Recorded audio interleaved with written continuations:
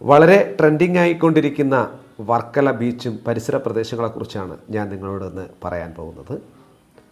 വർക്കലയെക്കുറിച്ച് വളരെ അധികം പറയാനുണ്ട്. കാരണം എന്ന് പറയുന്നത് ഞാനും ഒരു വർക്കലക്കാരനാണ്. ഇപ്പോൾ അല്ല എങ്കിലും.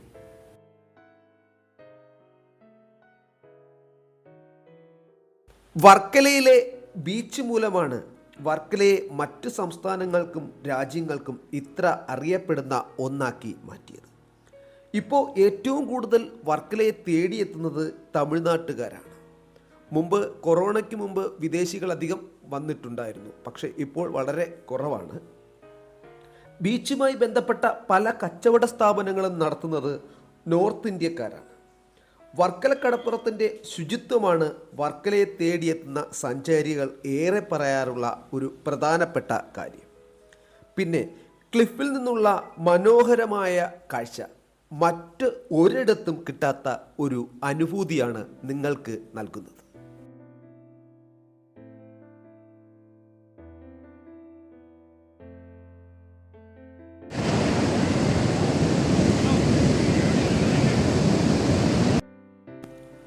വർക്കല ബീച്ച് വളരെ സമാധാനപൂർണമായതും വൃത്തിയുള്ളതും പ്രകൃതി ഭംഗിയോട് അത്യധികം സവിശേഷതകൾ അടങ്ങിയ ഒന്നാണ്.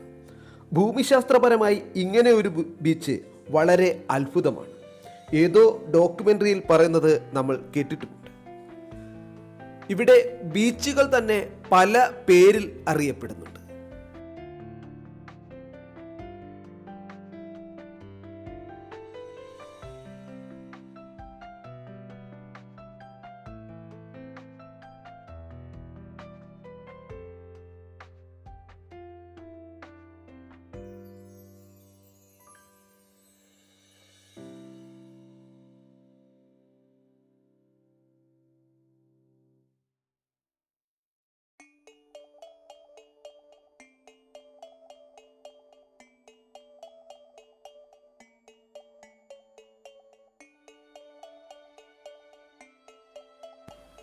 വർക്കല ബീച്ചിൽ പോകുന്ന ഓരോ വ്യക്തികളും ആദ്യം കാണുന്നത് ശ്രീ ജനാർദ്ദനസ്വാമി ക്ഷേത്രമാണ്.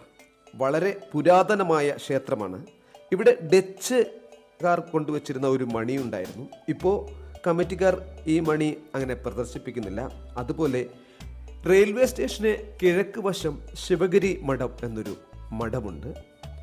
ആ മഠത്തിൽ നിന്നാണ് വർക്കല എന്ന പേര് മാറി റെയിൽവേ ബോർഡിലെ വർക്കല ശിവഗിരി എന്ന് ആക്കുന്നത്. പിന്നെ ഇവിടുത്തെ പ്രധാനപ്പെട്ട വിനോദ സഞ്ചാര കേന്ദ്രങ്ങൾ എന്ന് പറയുന്നത് ഇവയൊക്കെയാണ്.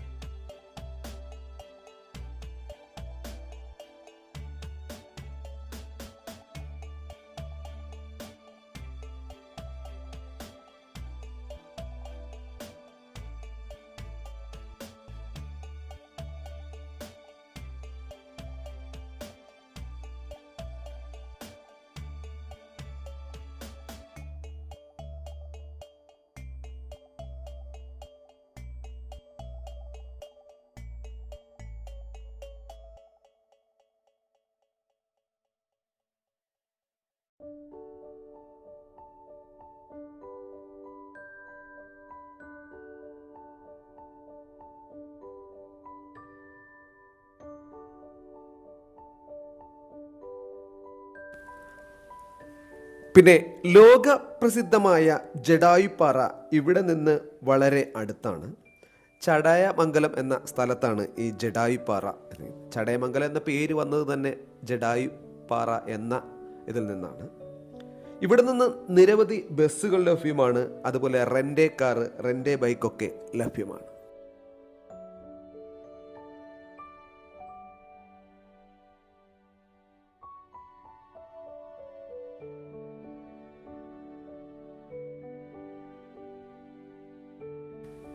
കുറേ നാൾക്ക് മുമ്പ് വർക്കല കടപ്പുറത്തിൽ ഫ്ലോട്ടിംഗ് ബ്രിഡ്ജ് ഉണ്ടായിരുന്നു. ഒരു ചെറിയ ആക്സിഡൻറ്റ് മൂലം അത് തൽക്കാലം നിർത്തിവെച്ചിരിക്കുകയാണ്. അതിൻ്റെ പണികൾ പുരോഗമിച്ചു കൊണ്ടിരിക്കുകയാണ്. ഇനി വർക്കലയിലേക്ക് എങ്ങനെ എത്തിച്ചേരണമെന്ന് പറയാം. വർക്കല ഒരു ടൂറിസ്റ്റ് കേന്ദ്രമായതുകൊണ്ട് ഒരുപാട് ട്രെയിനുകൾക്ക് വർക്കലയിൽ സ്റ്റോപ്പുണ്ട്. അതുകൊണ്ട് തന്നെ പല സ്റ്റേറ്റുകളിൽ നിന്ന് വരുന്നവർക്ക് പോലും എളുപ്പം എത്തിച്ചേരാൻ കഴിയുന്നതാണ്. റെയിൽവേ സ്റ്റേഷനിൽ വന്നിട്ട് ഓപ്പോസിറ്റ് തന്നെ ബസ് സ്റ്റാൻഡ് ഉണ്ട്. അവിടെ ക്ഷേത്രം ബസ്സിൽ കയറിയാൽ 15 മിനിറ്റ് കൊണ്ട് എത്താവുന്നതാണ് ഈ ബീച്ച്. ആട്ടോയും അവൈലബിൾ ആണ്.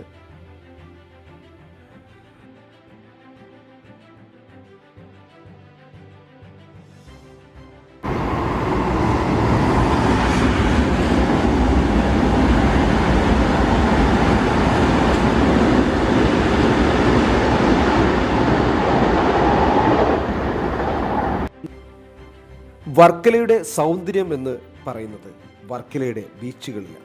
അതുകൊണ്ട് തന്നെ ബീച്ച് കാണാതെ പോകരുത് വർക്കലയില്ല എന്നൊരു അപേക്ഷയുണ്ട്. വർക്കലയുടെ ഐശ്വര്യം എന്ന് പറയുന്നത് ശ്രീ ജനാർദ്ദന സ്വാമി ക്ഷേത്രത്തിലാണ്. അതുകൊണ്ട് അവിടെയും തൊഴാതെയും പോകരുത്.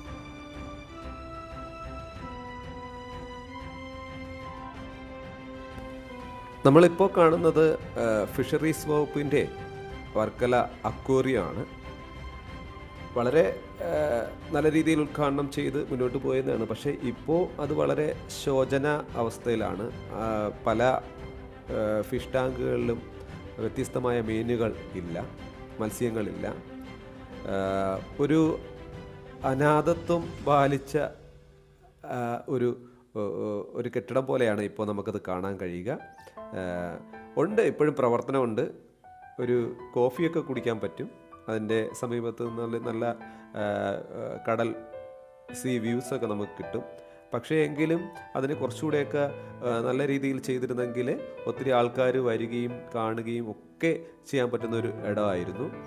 ഏകദേശം അതിൻ്റെ നിർമ്മിതി എന്ന് പറഞ്ഞത് നമ്മുടെ തിരുവനന്തപുരത്തെ പിന്നെ ഇന്ത്യൻ കോഫി ഹൗസ് പോലെയാണ് അത് ചെയ്തിരിക്കുന്നത്. അങ്ങനെ ചുറ്റി നടന്ന് കാണാനും പറ്റും. അവിടെ നിന്ന് ഇപ്പോൾ ജനലിൽ കൂടെ കണ്ട കാഴ്ചയാണ് കടപ്പുറം ഇങ്ങനെ കാണാൻ കഴിയും.